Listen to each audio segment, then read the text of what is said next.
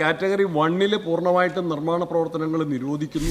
ഈ കാര്യത്തിൽ ജനങ്ങൾക്കുള്ള പ്രയാസം പരിഹരിക്കുന്നതിന് സർക്കാർ നടപടികൾ സ്വീകരിക്കുമോ? ആ പ്രദേശത്ത് അത്തരം ടൂറിസം സാധ്യതകൾ കൊണ്ടുവരുമ്പോൾ ഇത്തരം കാര്യങ്ങൾ ഒരു വിലങ്ങാകാൻ പാടില്ലല്ലോ. റിസോർട്ട് ഒക്കെ പണിയുമ്പോൾ ഡാമിൻ്റെ തീരത്തോട് ചേർത്ത് പെർമിഷൻ കൊടുക്കണോ വേണ്ടയോ?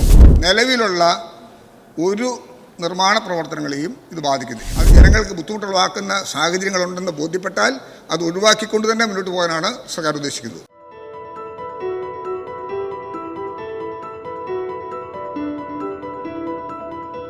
കേരളത്തിലെ ജലസംഭരണികളുടെ സമീപത്തുള്ള ആളുകൾക്ക് പ്രയാസം ഉണ്ടാക്കുന്ന രൂപത്തിൽ സർക്കാർ ഒരു ഉത്തരവ് പുറപ്പെടുവിച്ചിട്ടുണ്ട്. 26/12/24. അതിലെ ഈ സംഭരണികളുടെ സമീപപ്രദേശങ്ങളെ category 1 buffer zone, category 2 second zone, ഇതിലെ കാറ്റഗറി 1 പൂർണ്ണമായിട്ടും നിർമ്മാണ പ്രവർത്തനങ്ങൾ നിരോധിക്കുന്നു. കാറ്റഗറി 2 നിർമ്മാണ പ്രവർത്തനങ്ങൾക്ക് വളരെ അപ്രായോഗികമായിട്ടുള്ള നിബന്ധനകൾ ഏർപ്പെടുത്തുന്നു. ഈ കാര്യത്തിൽ ജനങ്ങൾക്കുള്ള പ്രയാസം പരിഹരിക്കുന്നതിന് സർക്കാർ നടപടികൾ സ്വീകരിക്കുമോ? നമ്മളത് കാണേണ്ട ഒരു കാര്യം അസംബ്ലിയിലെ നമ്മുടെ അറിവിലേക്ക് കൂടിയായിട്ട് ഞാനൊന്ന് സൂചിപ്പിക്കുക. ഇതിനൊരു പ്രീവിയസ് ആയിട്ട് ഹിസ്റ്ററി ഉണ്ട്. ഇന്ത്യ ചൈന യുദ്ധത്തിന് ശേഷം നിലവിൽ വന്ന ഡിഫൻസ് ഓഫ് ഇന്ത്യ ആക്ട് പ്രകാരം 1985 ആഭ്യന്തര വകുപ്പ് പുറപ്പെടുവിച്ച സർക്കാർ ഉത്തരവ് അനുസരിച്ച് ഇന്ത്യയിലെ മേയർ ഡാമുകളിലെല്ലാം നിർമ്മാണ പ്രവർത്തനങ്ങൾക്ക് പരിധി നിശ്ചയിച്ചുകൊണ്ട് ഒരു പവർ സോൺ നിലവിൽ വന്നിരുന്നു.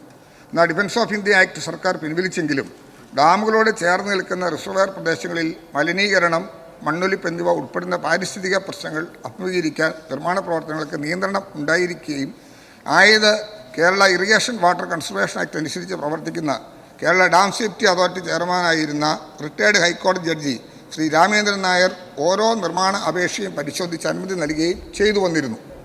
എന്നാൽ 2021 ഡാം സേഫ്റ്റി ആക്ട് നിലവിൽ വന്നപ്പോൾ കേരള ഡാം സേഫ്റ്റി അതോറിറ്റി ഇല്ലാതാവുകയും ബഹുമാനപ്പെട്ട ഹൈക്കോടതിയിൽ ബാണാസുര സാഗർ റിസർവയറിനോട് ചേർന്ന് നിർമ്മിക്കുന്ന പ്രദേശത്തെ പ്രവർത്തനങ്ങൾക്ക് അനുമതി നൽകുന്ന വിഷയം പരിഗണിച്ചപ്പോൾ റിസർവയറുകളുടെ ചുറ്റും നിർമ്മാണ പ്രവർത്തനങ്ങൾ സമയബന്ധിതമായി ഒരു നയം രൂപീകരിക്കാൻ സർക്കാരിന് നിർദ്ദേശം നൽകി. നിർമ്മാണ അനുമതി നൽകുന്നതിന് ഒരു പ്രത്യേക നിയമം ഇല്ലാതിരിക്കുകയും ചെയ്ത ഘട്ടത്തിലാണ് ഡാമുകളുടെ റിസർവയറുകളെ സൂചിപ്പിച്ച പ്രശ്നങ്ങൾ അഭിമുഖീകരിക്കാൻ സർക്കാർ ഒരു ഉത്തരവ് പുറപ്പെടുവിച്ചത്. ഇത് ജനങ്ങൾക്ക് ആശങ്ക ഉണ്ടാകേണ്ട കാര്യമില്ല. എൻ്റെ പ്രധാനപ്പെട്ട കാരണം നിലവിലുള്ള ഒരു നിർമ്മാണ പ്രവർത്തനങ്ങളെയും ഇത് ബാധിക്കുന്നില്ല. രണ്ടാമത്തെ വിഷയം, ബഫർ എന്ന വാക്ക് തന്നെ ആവശ്യമില്ല. അങ്ങനെ പ്രശ്നം രൂപപ്പെടുത്തണം എന്നുള്ള ആഗ്രഹവും ഇല്ല. കോടതിയിൽ ഇത്തരം കാര്യങ്ങൾ വന്ന സമയത്ത് കൂടുതൽ അത് ദോഷകരമായി ബാധിക്കാനുള്ള സാധ്യത ഒരുപക്ഷെ 100 മീറ്ററോ 200 മീറ്ററോ ഒരു ഇൻസ്ട്രക്ഷൻ വന്നാൽ നമുക്കുണ്ടാകുന്ന ബുദ്ധിമുട്ട് ഉണ്ടാകാൻ പാടില്ല എന്നുള്ളത് കൊണ്ടാണ് അത്തരത്തിലുള്ള ഉത്തരവ് പുറപ്പെടുവിക്കേണ്ടി വന്നത്.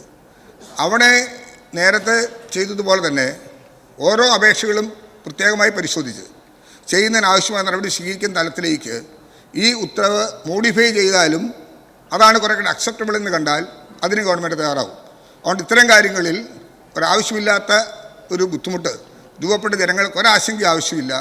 അത്തരം കാര്യങ്ങളെല്ലാം നേരത്തെ നടന്നതുപോലെ തന്നെ മുന്നോട്ട് കൊണ്ടുപോകുന്നതിന് വേണ്ടി അവിടെ വന്ന ചില വിഷയങ്ങൾ, ഇപ്പം ചില ഈ റിസോർട്ട് ഒക്കെ പണിയുമ്പോൾ ഡാമിൻ്റെ തീരത്തോട് ചേർത്ത് പെർമിഷൻ കൊടുക്കണോ വേണ്ടയോ, അത് ഓരോന്നിൻ്റെയും കാര്യങ്ങൾ പ്രത്യേകമായി പരിശോധിച്ച് ചെയ്യാം. ആ ഉത്തരവ് ഇറങ്ങി എന്നുള്ളത് കൊണ്ടിട്ടുള്ള ബുദ്ധിമുട്ട് ജനങ്ങൾക്ക് ഉണ്ടാവില്ല. ആ ഉത്തരവിനേക്കാൾ ഉപരിയായി ഇത്തരം കാര്യങ്ങൾ ചെയ്യുന്നതിന് അതിൽ ചില മാറ്റങ്ങൾ വരുത്തേണ്ടതുണ്ടെങ്കിൽ ആ മാറ്റങ്ങൾ വരുത്തി ജനജീവിതത്തെ ബാധിക്കാതെ, നിലവിലുള്ള നിർമ്മാണത്തെ ബാധിക്കാതെ, എന്നാൽ കുടിവെള്ളം ഉൾപ്പെടെയുള്ള വ്യക്തിഗത കാര്യങ്ങൾ, ഇറിഗേഷൻ, ടൂറിസം കൊണ്ടുവന്നിട്ടുണ്ട്. ടൂറിസം രംഗത്തിന് മാറ്റം ഉണ്ടാക്കാനാണല്ലോ ഞാൻ കൊണ്ടുവന്നത്.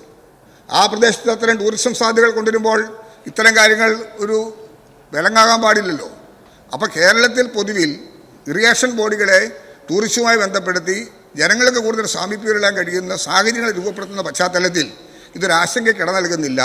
അങ്ങനെ എന്തെങ്കിലും ഉണ്ട് ഈ ഉത്തരവിൻ്റെ ഭാഗമായി നിലനിൽക്കുന്നെങ്കിൽ ആ ഉത്തരവിൽ ആവശ്യമായ മാറ്റങ്ങൾ വരുത്തി അത് ജനങ്ങൾക്ക് ബുദ്ധിമുട്ടുളവാക്കുന്ന സാഹചര്യങ്ങളുണ്ടെന്ന് ബോധ്യപ്പെട്ടാൽ അത് ഒഴിവാക്കിക്കൊണ്ട് തന്നെ മുന്നോട്ട് പോകാനാണ് സർക്കാർ ഉദ്ദേശിക്കുന്നത്.